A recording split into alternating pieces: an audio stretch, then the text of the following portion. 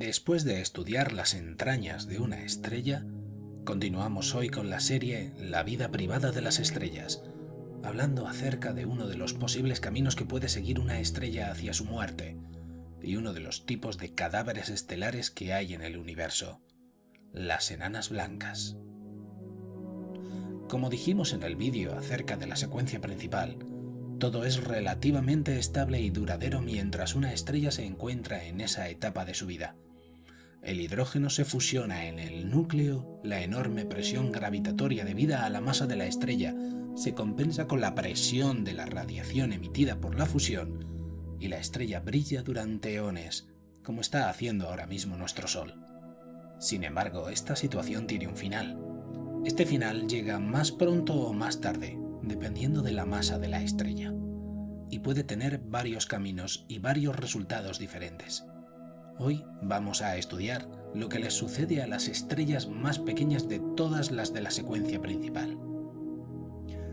En primer lugar, como recordarás, cuanto más pequeña es una estrella, más lentamente fusiona hidrógeno. Una enana roja como Próxima Centauri consume hidrógeno tan lentamente en el núcleo que la edad actual del universo es mucho más pequeña que el tiempo que puede tardar en quedarse sin combustible. De modo que, como mencionamos en anteriores vídeos de la serie, el universo es demasiado joven para que hayamos podido observar lo que les sucede a las estrellas más pequeñas cuando consumen su hidrógeno. Sin embargo, lo que pensamos que les ocurrirá es lo siguiente. Al quedarse sin hidrógeno no hay ninguna presión hacia afuera que compense la presión gravitatoria debida a la masa de la estrella.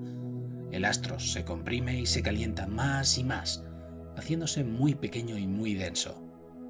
Como veremos más adelante, las estrellas de un tamaño aceptable, al menos la mitad que el Sol, se calientan tanto en el núcleo que pueden empezar a fusionar hidrógeno de nuevo, luego helio, y alargar un tiempo su final. Pero las estrellas más pequeñas no se calientan lo suficiente. La fusión es una cosa del pasado para ellas, cuando se les acaba el hidrógeno del núcleo.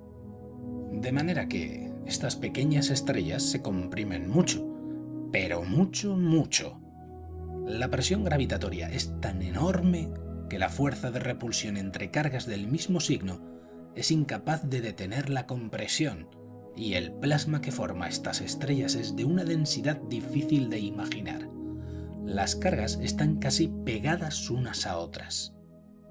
De hecho, los electrones están tan cerca unos de otros que llega un momento en el que su posición está tan limitada que podría incumplirse el principio de exclusión de Pauli, debido a que muchos electrones tratan de ocupar el mismo estado cuántico. Para que esto no ocurra, los electrones empiezan a moverse más rápido, presionando unos contra otros y ejerciendo una presión hacia afuera que compensa la gravitatoria y deteniendo así el colapso de la estrella, que si no, se convertiría en un agujero negro.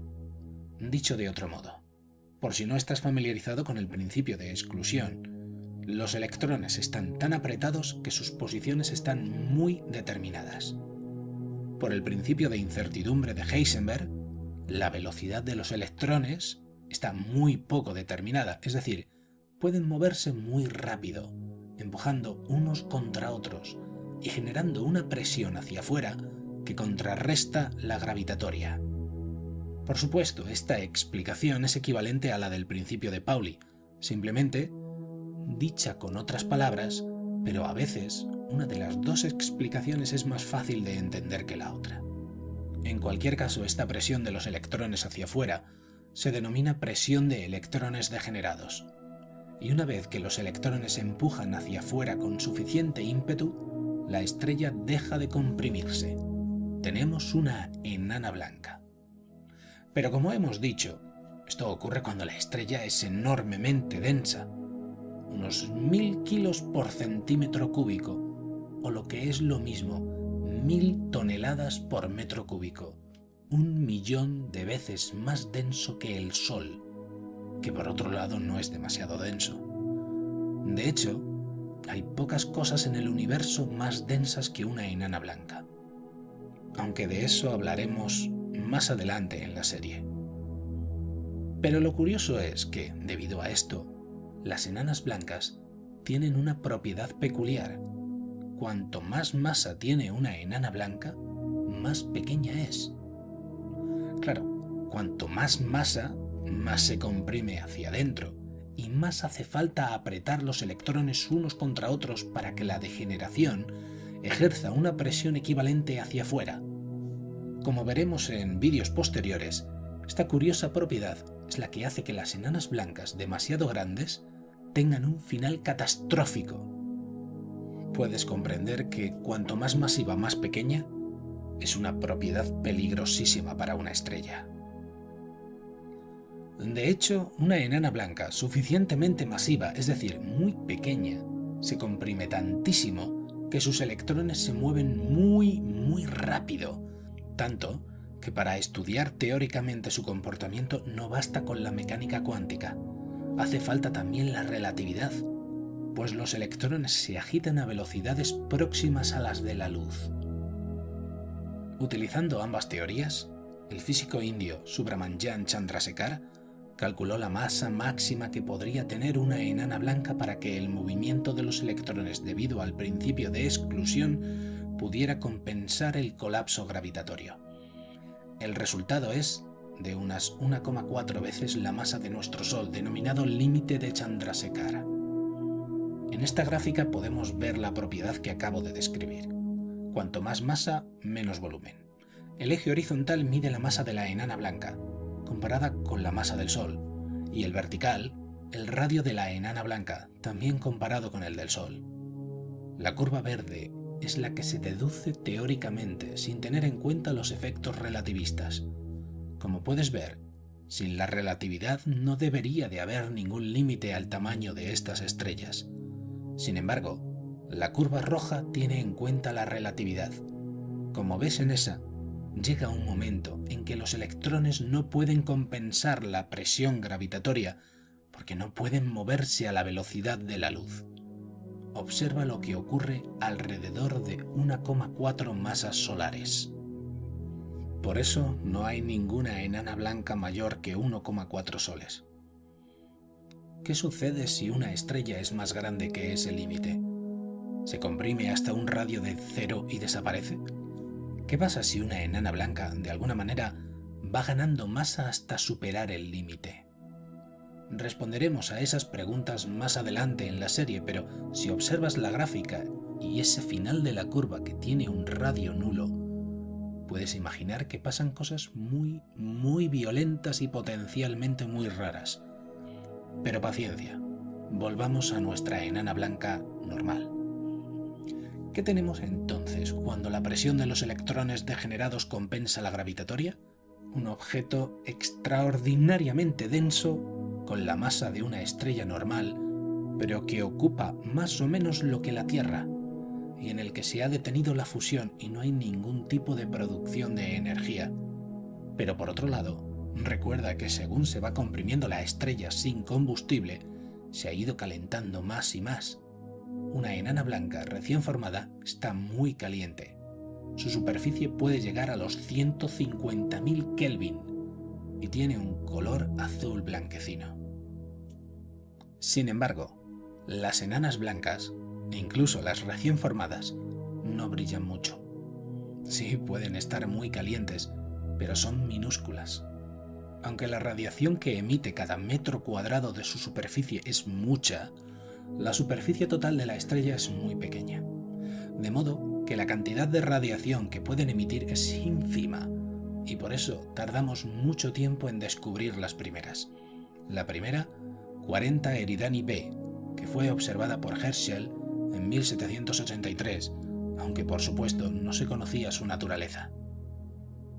Y en ese brillo tenue está la clave de la supervivencia de las enanas blancas. No hay nada que siga produciendo energía en su interior, de modo que son brasas en el espacio, que brillan y se van enfriando lentamente.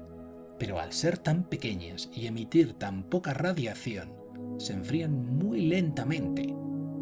Claro, cuanto más fría está, menos brilla y más lentamente se enfría. De modo que aún no sabemos qué ocurre exactamente cuando una está muy fría. La temperatura más baja observada en la superficie de una enana blanca hasta ahora es de algo menos de 4000 Kelvin. Aún no ha dado tiempo a que ninguna se enfríe más. Sin embargo, una enana blanca vieja está suficientemente fría como para que los electrones se asocien a protones y neutrones y se formen átomos verdaderos, no plasma. De hecho, se piensa que las más frías cristalizan y son, en menor o mayor medida, sólidos cristalinos.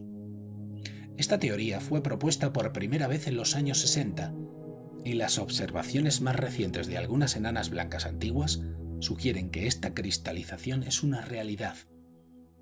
Pero aunque no hayamos visto lo que ocurre a largo plazo, estamos bastante seguros de lo que ocurrirá. La enana blanca se va enfriando. De azulada pasará a amarilla, luego a roja, y luego emitirá únicamente hasta el infrarrojo. Eventualmente, su temperatura se igualará con la de la radiación de fondo del universo. Lo que se tiene entonces es una enana negra, una bola de materia fría y apagada que permanece inalterada para siempre en el espacio.